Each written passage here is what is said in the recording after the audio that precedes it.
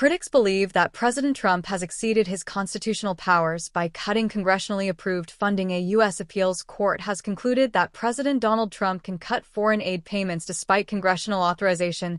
The 2-1 decision on Wednesday overturned an earlier order that required the Department of State to resume the payments, including around $4 billion for the U.S. Agency for International Development USAID and $6 billion for HIV and AIDS programs.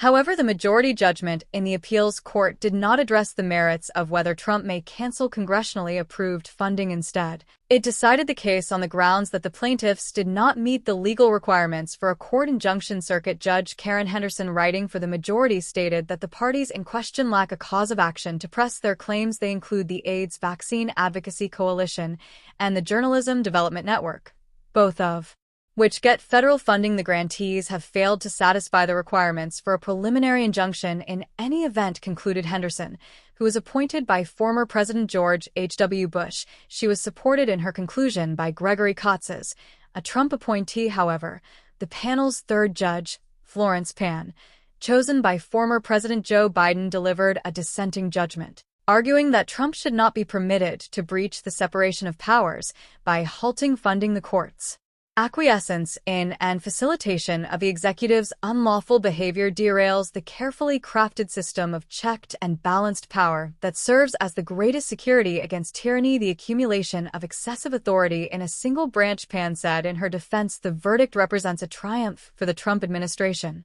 which has faced a number of legal challenges to its efforts to fundamentally alter the federal government. This involves severe cuts to government spending and agencies such as USAID, which was founded by a congressional statute. Almost immediately upon assuming office, Trump announced a 90-day suspension in all foreign aid. President Trump's decision to eliminate USAID has sparked criticism from former presidents Barack Obama and George W. Bush. In March, the Trump administration revealed plans to consolidate USAID into the State Department, thus abolishing the organization. In the same month, Secretary of State Marco Rubio announced the cancellation of 83% of USAID contracts. Trump's justification for these reforms included reducing waste and bloat in the administration. He also aimed to better connect federal programs with his America First policy.